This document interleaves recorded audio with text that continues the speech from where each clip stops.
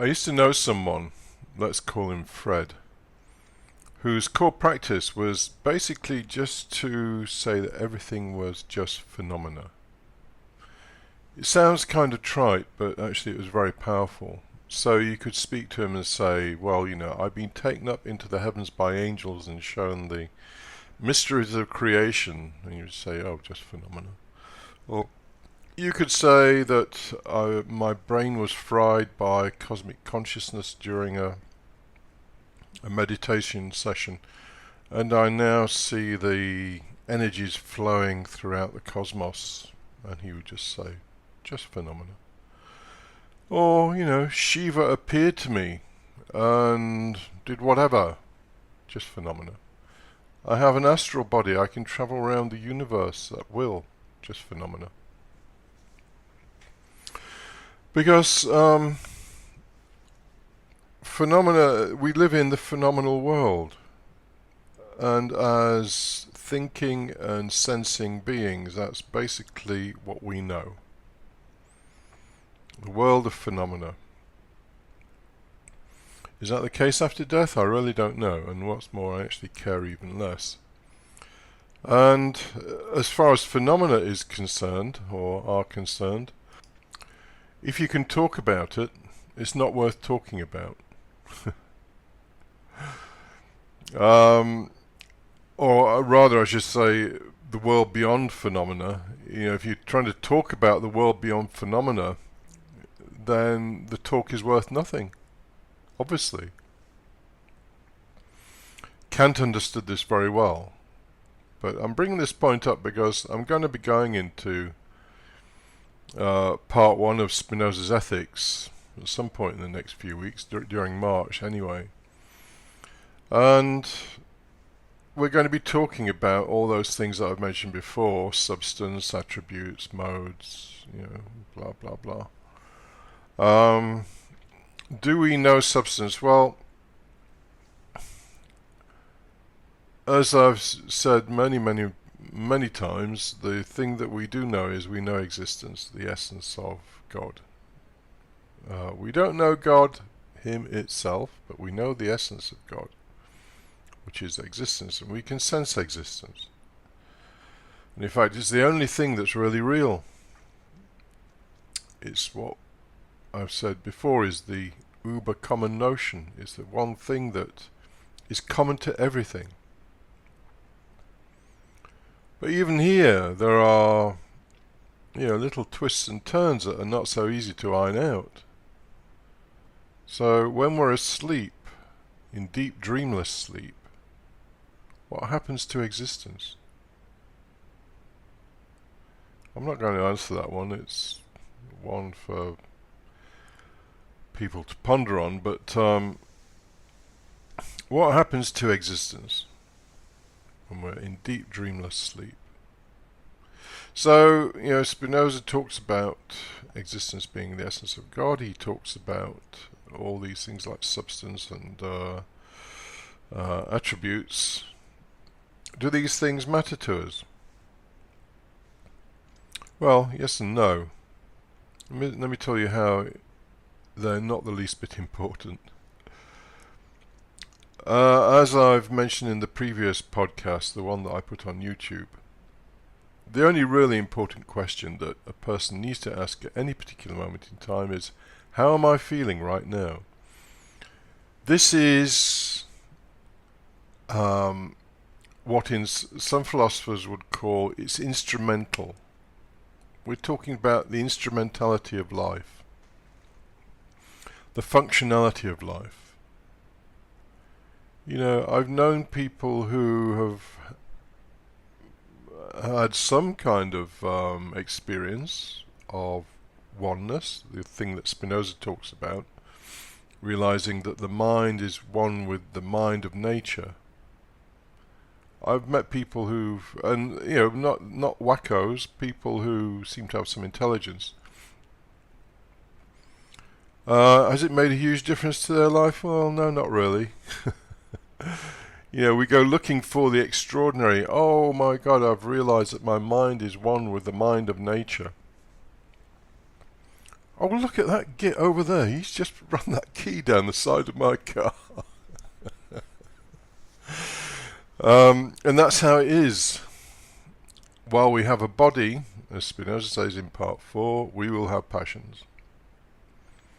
So the essence of Spinoza's work, and the great thing about it, and the thing I really do not want to get hung up on in Spinoza, is his ontology. Because, his arguments that he made were kind of fashionable arguments for the time. Substance and attributes.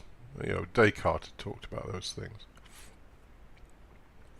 What Spinoza did was he gave us a functional rule book for life. How to live a happy life, a cheerful life. All the God stuff was, he did it because, it was important to him, obviously, and it gives some insight into our own nature to some extent. But the really important thing is he didn't want to live, as he said, lamenting, wailing. He wanted to live a cheerful life. And I quoted several podcasts ago, where Spinoza said, even if he realised that all his ontology and all the rest of it was, a load of bollocks, it wouldn't affect him because he enjoys doing that stuff. But the thing that's, the more acute observers here will detect a terrible irony in all of this. But that's for you to figure out. I'll give you a clue. By rejecting the very things that we go seeking after, we find them. Anyway, I'm not saying more than that.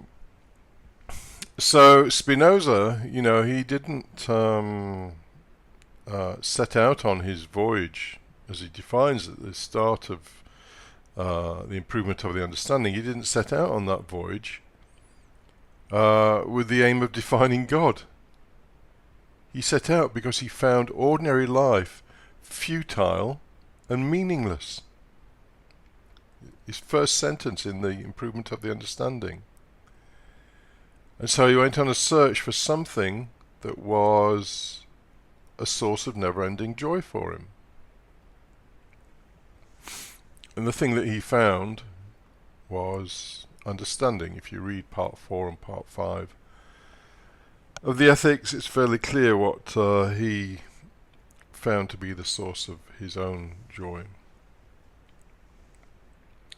So, let me try and pull this back together. So, what is not going to happen on this channel is we are not going to get pulled down the avenue of talking about ontology and the one and God per se, and as God as some kind of supernatural being and all that kind of thing. It's not going to happen. Why? Because it's wholly meaningless and futile. And when we've done even a little bit of Kant, you'll see why that is the case. What we are doing right now with Spinoza is we are learning to some extent the rule book for life. How to deal with the emotions, how to form adequate ideas, what ideas are anyway, what our minds are, idea processing machines, the role of reason.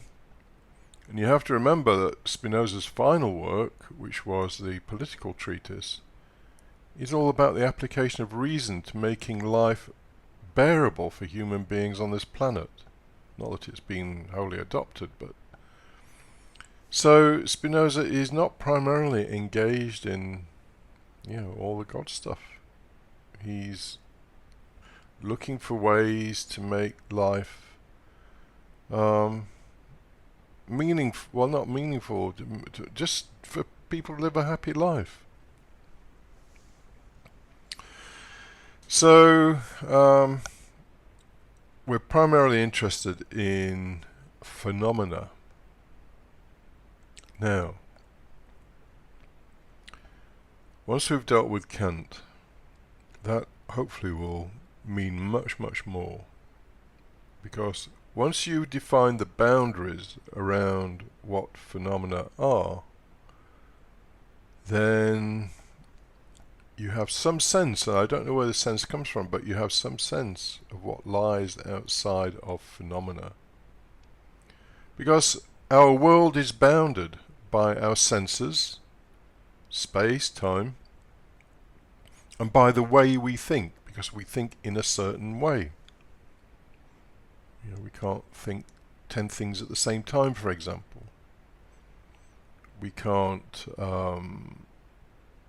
well, it's hard to define how we can't think because we think in a certain way. So we always think of if this, then that. And that's the core notion behind causality.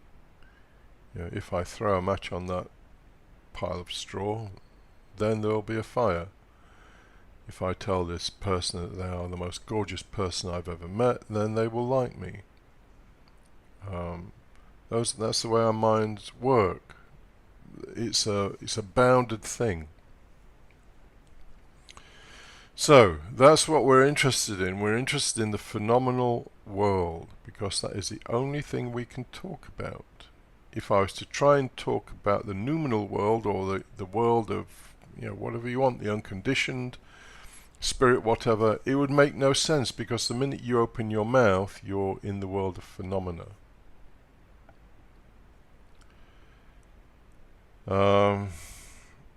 So at that point, I think I've said everything I want to say about that. So just bear in mind when we go through part 1 of the ethics that even Spinoza said, well, all this stuff might be wrong, but actually I don't care because I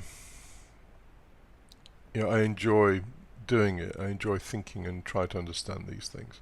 But to try and understand what lies outside of phenomena is a contradiction in terms, and that is something that we will not do on this channel.